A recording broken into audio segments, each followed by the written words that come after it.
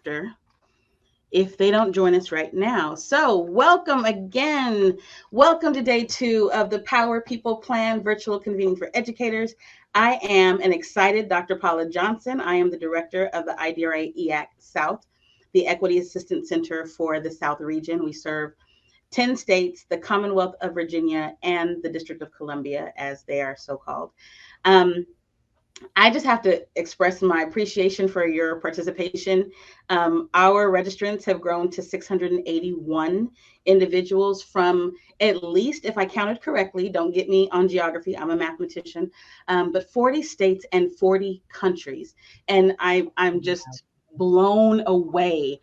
Last year I asked for 500, we got 550. This year I said, well, let's top it. Let's shoot for 1,000. And it seems like every day we're climbing. And so I'm just very excited about that.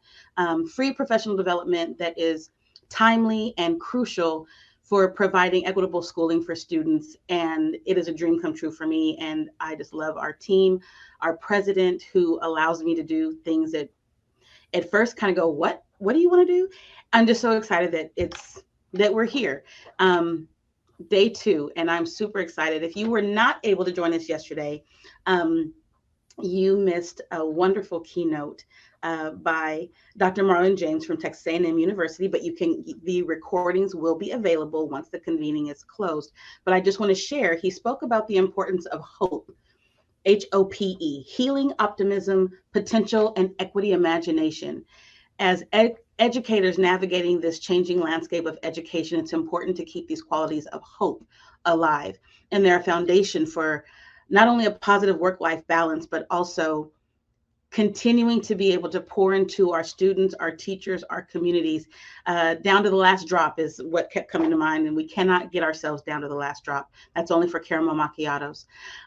So I hope that the sessions that you were able to attend yesterday, if you were able to, allowed you to explore some transformational practices that will enhance your instructional cup to overflow. But today you are going to hear from another one of my favorite people, Dr. Dina Keeling. She is one of IDRA's distinguished board of directors. Dr. Dina Keeling resides in North Carolina and has spent her career working to ensure that all students have access to the academic programs, college and career preparation, and social and emotional supports that they need to be successful learners. She began her career in education as a preschool teacher, then transitioned to the field of criminal justice. Her goal at the time was to provide juveniles with the support they needed to prevent recidivism. However, Dr. Keeling soon realized that she wanted to reach students before their entry into the justice system. This shift led her back into the field of education, where she spent the next 16 years as a school counselor before becoming the first ever Chief Equity Officer for the Orange County Schools public school system in Hillsborough, North Carolina. Her work centers on the needs, experiences, and voices of students who have been historically marginalized in the educational system. She leads systemic equity transformation efforts by ensuring that educators have the skills, mindsets, and knowledge needed to lead with equity, creating culturally responsive and sustaining environments, examining decisions, policies, and practices for ways that they privilege some while discriminating against others, and building collaborative partnerships with students, families, and communities. Today, you will hear her compelling perspective on powering ecosystems of equity through humanity, empathy, and community. Convening guests, it is my privilege and honor to welcome my Soror as your keynote speaker for today. Please welcome Dr. Dina Keeling. Thank you so much. I hope that I can live up to hope from yesterday. I feel a little bit of pressure because hope was so powerful. But today I just wanted to talk to you a little bit about the ecosystem of equity, as is the title of this year's conference. And so when I saw that title of building this ecosystem of equitable schooling, I really thought about being this first chief equity officer And how do we talk about, we don't want equity to be this separate entity, but how do we begin to infuse equity into our system of doing? Right. So when I think of an ecosystem, one of the things I think about is just our system of how we even come to do the things that we do. So I'm going to talk a little bit today. And it's a lot of like me giving you examples of things that I've actually done. I like to like walk away myself when I hear a presentation with stuff that I feel like I can go back and maybe test out. And so these are things that I have tested. They're tried and true. But there's also a couple of things that I haven't tried yet that I think that, you know, we can just kind of talk together, and you can go back and see how they work for you. So when I think about the system and our systems of doing things, I think about the facilitative leadership model. And there's three components of that: process, relationships, and results. Processes is the way that the work gets done, how you make your decisions. Relationship, of course, is how you treat people, how you interact with others. And then results speak to your performance. And so, as I think about us infusing equity into our ecosystem, I think about how do we change our processes, our relationships, our interactions, and our results in a way that is centering equity. And so, I think about centering humanity, I think about centering empathy, and I think about centering community.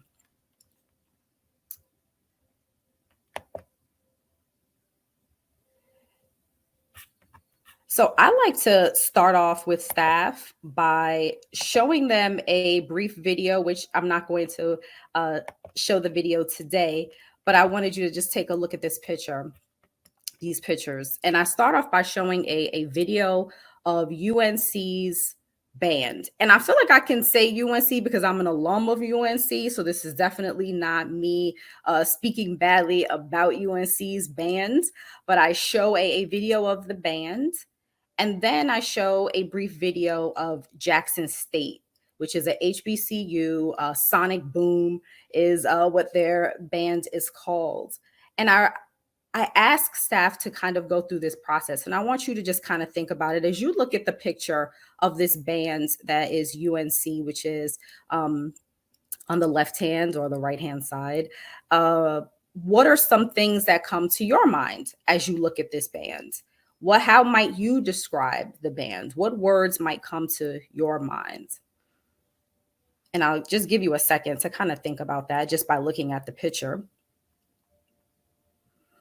And then I want you to take a second and think about the second picture of Jackson State and what descriptors and words come to your mind as you look at their band from this picture. Now, what I want you to think about is, what if UNC's model of being a band was the model of being a band? What if our entire rubric of how we measure band performance was based on those words that you came up with as you looked at UNC's model? What might be lost for Jackson State if they had to fit into that rubric? What kind of words might we think about if we had to look at Jackson State through the lens of that UNC model, right?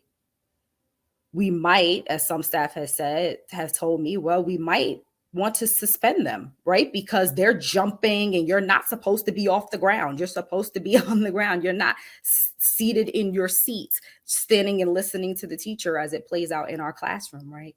How might they lose parts of their identity to be able to improvise in the middle of a band performance? How might they lose their history? There's an entire history behind HBCUs in their band.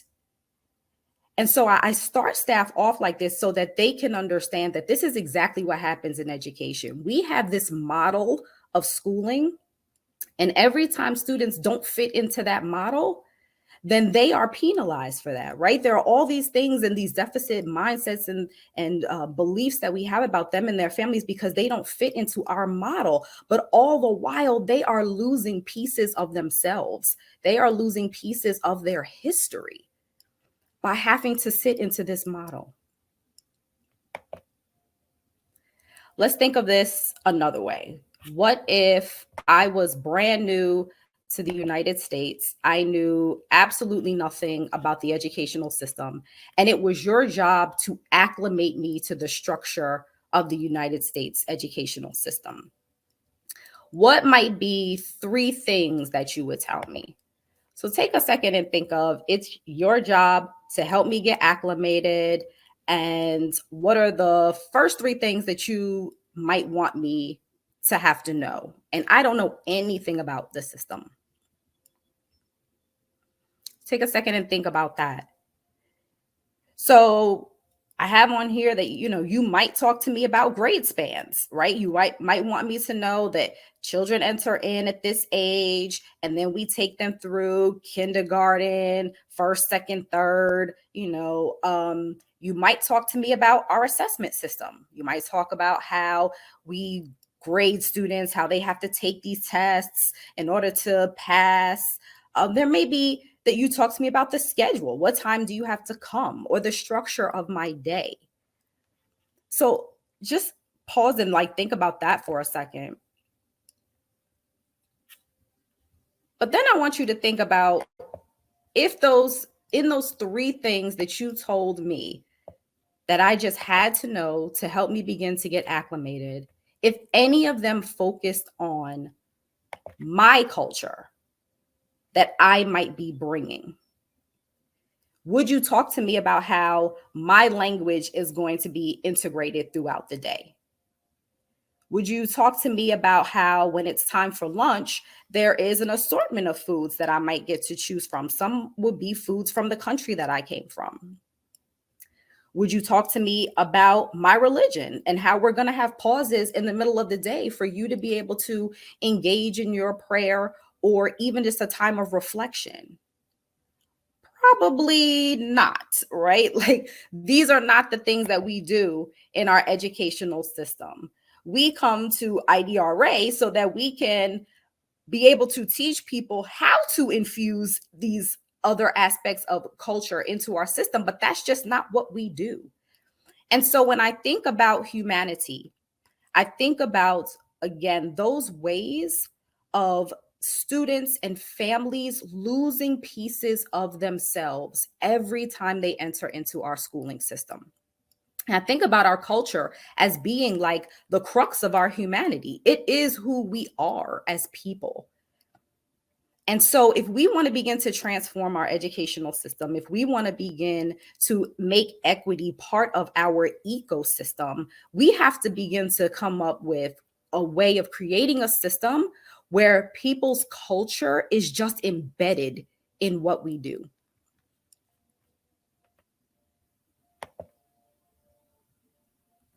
So one of the things that I do with staff to begin to get them to go through this process is to start right here. And if you are familiar with white supremacy culture, then you are familiar with these different characteristics. And I just talk to staff and say to them, these are the dominant culture of education. And so I get people in groups and I assign each group one of these elements. And I have them talk about all of the ways that these show up in our leadership, in our teaching, in our interactions with parents and students, in our decision making, just all of those different aspects of how we do things in education. And I have them go through and I have them talk about, how does individualism show up? How does perfectionism show up? How does it show up in our award ceremonies when the same students are the ones who are always getting awards and all the other students have to sit there and continue to watch? What does that say to the students? How does power hoarding show up? When I think about our whole structure of education, it being a hierarchy, what does that say? And where do students see themselves in that? Where do parents see themselves in that? Quantity over quality. And worship of the written word. I talk to them about when you have students write essays and you say that it has to be a certain number of pages in length. Like, what if the student is able to get that same point across in half the number of pages, right? And so I just have them to really go through this and to process and begin to see this culture of education that is separate and apart from the culture that we just talked about. The next thing that I have them do is to be in those same groups and to now look at culture in a different perspective, right? To begin to look at those culturally relevant models. And I have them to discuss, so now how can we begin to infuse these aspects into our culture? How do we begin to infuse reflection and experience, investment in relationships? How do we interact with parents? Do we take the time before we make a decision to bring parents in and to have these conversations? And so I really just have staff to begin to process where we are, because I think that part of this work of like being this first chief equity officer and getting people to understand this process of education is to get them to understand where we are and not just to where we're trying to be. And so this is the first thing that I do, to begin to get people to understand the humanity of education, the ways that we have lost who we are, and the ways that we can begin to change and create more of a culture that infuses one's culture into our everyday practice. So some other ways that I do this is through examining the historical context of education. Again, we have to understand where we are. And so I have them look at, and we talk about, and we do different work around segregation, segregated schools. We do work around Indian schools. We do work around schools with Mexican students and how they couldn't progress to the next grade level. Like, we do all of this work around this historical context of education, because I want staff to begin to understand those vestiges, how they are still showing up today. We can't begin to understand our outcomes if we don't understand the way that all of those things that created these inequities continue to play out for us every day. Another thing that we do is we do work of identifying successful models. So models like HBCUs, that's a successful model of educating. We look at, and I do a lot of work around African-American students and the historical perspective around schooling for African-American students. And so we look at segregated schools and how they were successful. When we wanted schools to be desegregated, it was not because our way of teaching was a problem. It was about resources. There were some of our most successful and well-known leaders came out of segregated schools. So what they were doing in that time was successful. And so I have staff to examine that. We do research on those elements of segregated schools so that we can begin to change our practices so that they model those models. Pentecostal pedagogy, if you're familiar with Chris and so another thing that I want staff to understand is that for many students, learning doesn't just take place in a classroom. Our learning takes place in a number of places, from barbershops and beauty salons to church to sitting around your dinner table. I don't know about you all, but we have solved many a problem of the world sitting around our dinner table. During Christmas or anytime my family gets together, like, really, the president should contact us because we know everything, right? But my children are learning when we're having those conversations and they're listening in. So when we sit and we think that students are not learning because we're so focused on our model of educating, we have to go back to those places where we know that students are learning, and we have to transform our teaching into ways that mimic those ways that we know students are learning. Indigenous epistemology.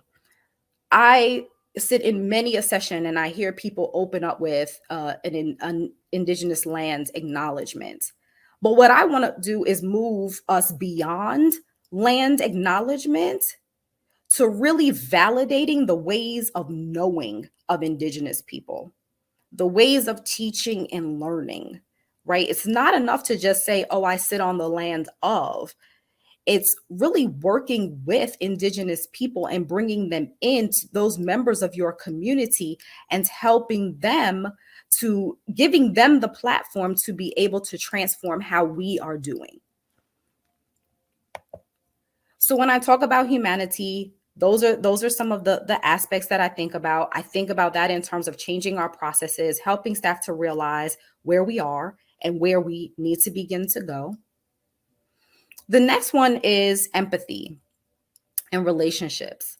So this is not, and I know we often talk about that the work of equity tends to fall on BIPOC or LGBTQ staff and students, right? But really, this is the work of all of us. And I once had a staff member who was a white male say to me, where is my on ramp?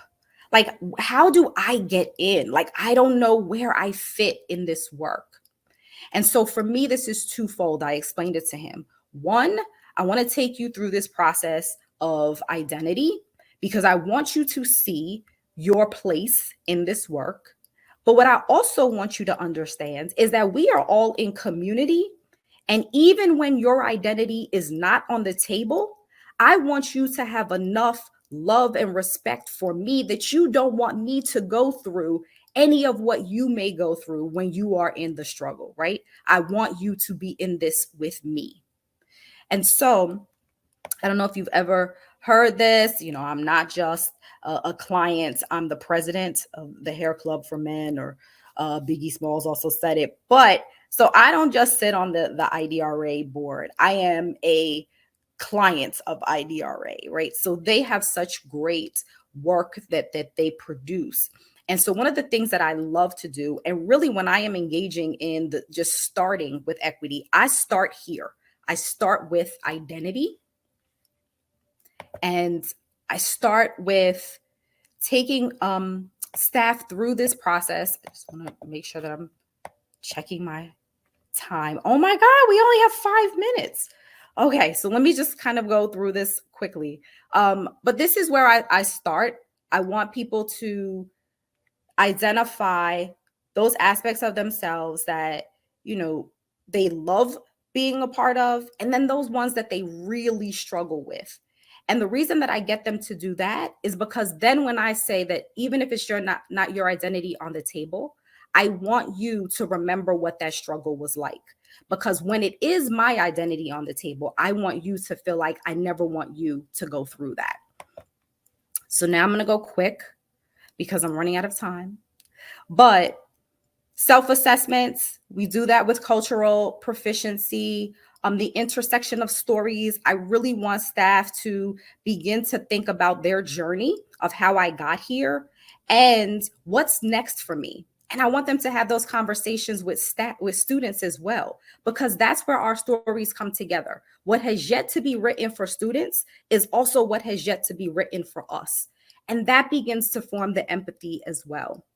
And then humility is really us recognizing that I can't get there by myself. I don't have all the answers. It's going to require me being in community. And being in community means that we move past talk to dialogue. And moving into dialogue means that we are having a purposeful communication to resolve issues. It's not just the communication of information the way we often do as educational leaders. Instead, it is us being in dialogue with families to come to solutions. And I really just want to quickly show you all this model. I'm so disappointed in myself for not doing a better job of monitoring my time. But so this is a model from Jamila Lyska's Black Appetite White Food. And I use this with staff so that they can begin to understand the connection between their policies, their practices, their processes, and results, right? So it's not just that we are going through these changes to our processes because it's something nice to do. I want them to actually see when you make this decision, Here is the link between that decision and the inequitable outcome for students. And I have found that taking them through this process of analysis of those different decisions helps them to begin to see those links. And then what I also love about it is that it moves us into action, right? We're not just in the analysis, we're also going to change it. And here are the questions that we begin to ask ourselves so that we can get to that change. So finally, I just want to say that I really believe that in order for us to get to this ecosystem of equity, it's going to require us to have a change in our leadership. It's going to require us to have to see that we are activist leaders. We are as much concerned about changing the instruction as we are about changing the support that we put around resistance and countering inequities. We have to see ourselves as that type of a leader. We have to become more reflective about the consequences of our decisions and policies. We have to see this as our calling, and we have to become so entrenched in our calling to counter these inequities that we don't see this as being about power. We see this as being about purpose. So I have my email address on here. I probably should have just asked to do an entire presentation instead of a 25-minute keynote, but please feel free to reach out about any of these so that we can have further discussion about how you take these and infuse them into your school to begin to lift this work. I am sorry, Paula. Not at all, Dina. Do not apologize. I should have had you do an entire session. I'm just grateful that you were able to join us for the keynote. And please, all of our guests that are here, just remember that you will have access to the entire slide deck for all your sessions. After the convening closes, we pull everything down and we will set them up. The videos on YouTube and all the materials and handouts will be set up on another platform that it's called Mighty Networks, and you will have access to that as well. All of the materials, all the recordings, everything. And Dr. Keeling is just an amazing woman, and I thank her again for being with us today. I was given a note to remind everyone. I'll put it in the chat. A historical note today is the 40th anniversary of Plyler v. Doe, the Supreme Court decision of 1982 that held that withholding state funds for students who were residing in the country without legal permission is a violation of the Equal Protection clause of the 14th Amendment. And so I've also included the link to IDRA's post about that. And again, you can also use the hashtag Plyler40. Again, I want to thank Dr. Keeling for her remarkable outlook and perspective. As much as we're providing technical assistance in partnership with her, I always learn things from her as well. And so it's truly one of those reciprocal relationships, and I appreciate her so much. Something else I wanted to mention today, just housekeeping notes. Oh, thank you, Selena. It is also the 10th anniversary of DACA. Oh my gosh, such a historical day.